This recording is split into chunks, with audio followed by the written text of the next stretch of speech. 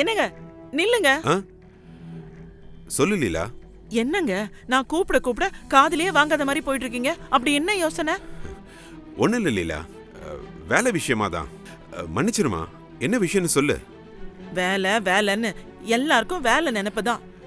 சரி, கோவப்படாத லீலா, என்ன விஷயம்னு சொல்லு. மத்தியானம் சாப்பாட்டுக்கு உங்களுக்கு பிடிச்ச கேரட் அல்வா செஞ்சு கொடுத்திருந்தேன். சாப்பிட்டீங்களா? எப்படி இருந்துச்சு? மத்தியான சாப்பாட்டுக்கு நான் கடையிலே இல்ல, நான் வெளியில போயிருந்தேன். அங்கேயே சாப்பிட்டேன் லீலா. என்னங்க நீங்க, உங்களுக்காக எவ்வளோ ஆசையா சமைச்சு கொடுத்திருந்தேன். அதனால என்ன, இன்னொரு நாள் சாப்பிடலாமே, விடுமா. என்னங்க இவ்வளவு சாதாரணமா சொல்றீங்க? நீங்க இருங்க, நான் எடுத்துட்டு வரேன். நீங்க சாப்பிட்டு பார்த்துட்டு எப்படி இருக்குன்னு சொல்லிட்டு தான் போகணும். நீங்க உட்காருங்க, நான் போய் எடுத்துட்டு வரேன். லீலா, பாத்தியா அண்ணாமலை, முன்னெல்லாம் உங்க மாமா நான் சமைச்சு கொடுத்தா எவ்வளோ ஆசையா சாப்பிடுவாரு. சாப்பிட்டுட்டு வாய் நிறைய பாராட்டுவாரு. இப்பெல்லாம் கொஞ்ச நாளா இப்படிதான், ஏதோ கடமைக்குன்னு எல்லாத்தையும் பண்ணிக்கிட்டு இருக்காரு. இவர் நடந்துக்கிறதெல்லாம் கொஞ்ச நாளாவே சரியில்லை அண்ணாமலை. அக்கா, நீங்க ஏன் அப்படிலாம் யோசிக்கிறீங்க? மாமா ஏதோ வேலை டென்ஷன்ல இருக்காருன்னு நினைக்கிறேன். கொஞ்ச நேரத்துல சரியாயிடுவாரு. இல்ல அண்ணாமலை, இத்தனை வருஷம் அவர் கூட குடும்பம் நடத்திக்கிட்டு இருக்கேன். அவர் என்கிட்ட எப்படி நடந்துக்குவாருன்னு எனக்கு தெரியாதா? இப்பெல்லாம் ஏதோ யோசனையாவே இருக்காரு. முகத்துல சந்தோஷமே இருக்கிறது இல்ல. முன்ன மாதிரி சிரிச்சு பேசுறது கூட இல்ல. என்னவோ தப்பா இருக்கு. ஆனா என்னன்னு தான் தெரியல. இப்பெல்லாம் எனக்கு அவரை நினைச்சுதான் ரொம்ப கவலையா இருக்கு அண்ணாமலை. மாமாவை நினைச்சு கவலைப்பட ஒன்னும் இல்லக்கா, எல்லாம் சரியாயிடும். நீங்க எதையும் யோசிச்சு டென்ஷன் ஆகாதீங்க, நிம்மதியா இருங்க. பார்ட்னர்ஷிப் அக்ரிமெண்ட்டுக்கும் மெமராண்டம் ஆஃப் அண்டர்ஸ்டாண்டிங் டாக்குமெண்ட்டுக்கும் இருக்கிற டிஃபரன்ஸ் என்னன்னு எனக்கு நல்லாவே தெரியுங்க.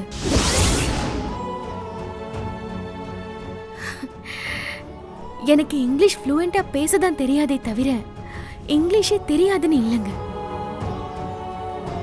நான் ஒரு அட்வொகேட்டோட பொண்ணுங்க. எங்க அப்பாவே டைவர்ஸ் வேணும்னு கேட்டு வந்த எத்தனையோ பேரை சேர்த்து வச்சிருக்காரு.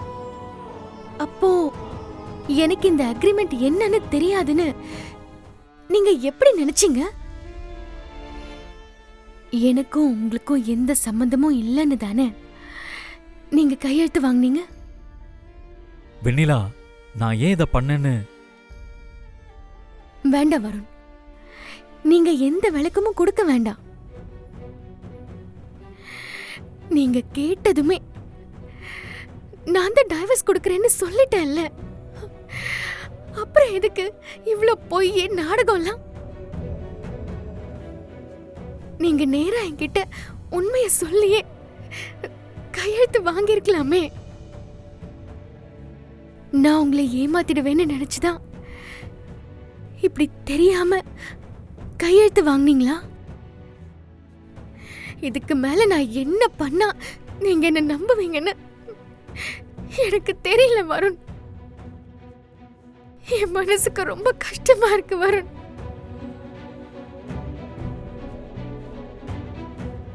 வெண்ணிலா, எனக்கு உன் ஃபீலிங்ஸ் புரியுது.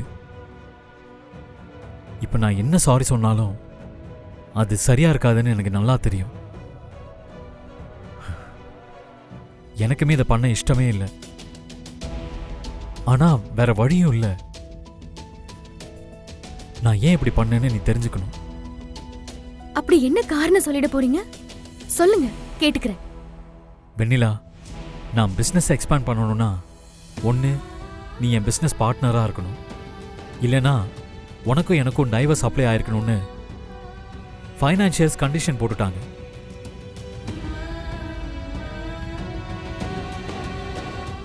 அப்பவும் என்னால் முடியாதுன்னு நான் சொன்னேன். அவங்க ரொம்ப ஃபோர்ஸ் பண்ணாங்க. எனக்கு உடனே டிவோர்ஸ் வேணும், நீ கையெழுத்து போடுன்னு கேட்க எனக்கு ரொம்ப கஷ்டமாக இருந்துச்சு. நீயும் ஃபீல் பண்ணுவேன்னு எனக்கு தெரியும். நீ ஹர்ட் ஆகிடக்கூடாதுன்னு தோணுச்சு. அதனால்தான் நான் உனக்கு தெரியாமலே இதை பண்ணணும்னு நினச்சேன்.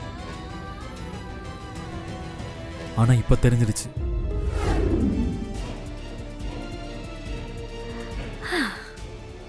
இந்த வருண் வெண்ணிலா கிட்ட கையெழுத்து வாங்கின விஷயத்த யாருக்கிட்ட சொல்றது? யார்கிட்ட போய் சொன்னாலும் நம்ப மாட்டாங்க.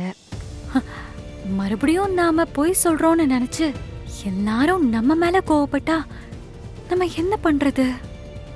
இதுக்கு முன்னாடி இது எல்லாத்தையும் நாம பிளான் பண்ணோம். ஆனா இப்போ அதுவா தானா நடக்குது. இதை யூஸ் பண்ணிக்கலனா வான்மதி தப்பு. விட்டுறாத. இப்பவே இத சொல்ல வேண்டிய ஆள்கிட்ட சொல்லு. யாருக்கிட்ட?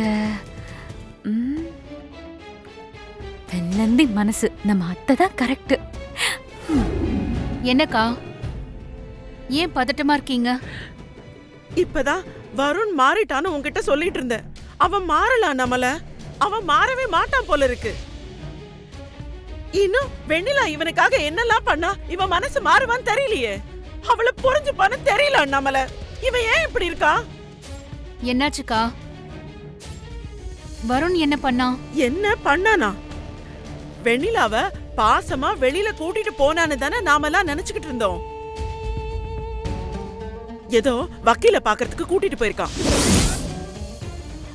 அங்க பிசினஸ்க்கு கையெழுத்து வேணும்னு சொல்லி வருணுக்கும் வெண்ணிலாக்கும் சம்பந்தம் இல்லைன்னு சொல்லி ஒரு டாக்குமெண்ட்டை ரெடி பண்ணி அதுல வெண்ணிலா கிட்ட கையெழுத்து வாங்கியிருக்கான்.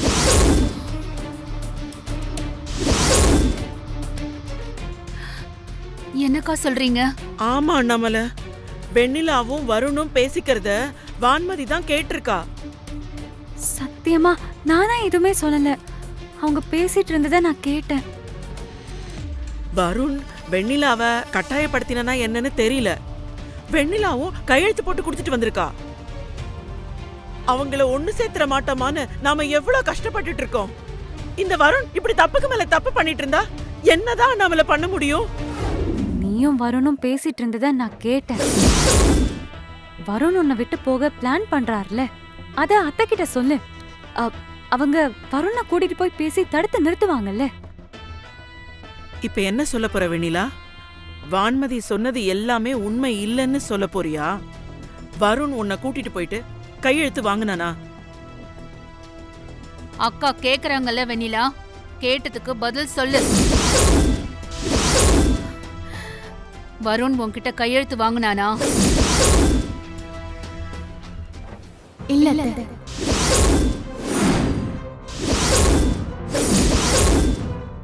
நானும் வருணும் ரூம்ல பேசிட்டு இருந்தத அக்கா அரையும் குறையுமா ஏதோ கேட்டுட்டு வந்து ஏதேதோ சொல்லியிருக்கா. இல்லத்த, நான் நிஜமாவே கேட்டேன். அக்கா, உனக்கு எதுக்கு இந்த தேவையில்லாத வேலை? நானும் அவரை ஏதோ பேசிட்டு இருந்தோம், அத கேட்டுட்டு வந்து ஏன் ஏதேதோ சொல்லி பெரியவங்களை டென்ஷன் பண்ணிட்டு இருக்க? நீ இந்த மாதிரி ஒளிஞ்சிருந்து கேக்குற வேலையெல்லாம் விட்டுருக்கா.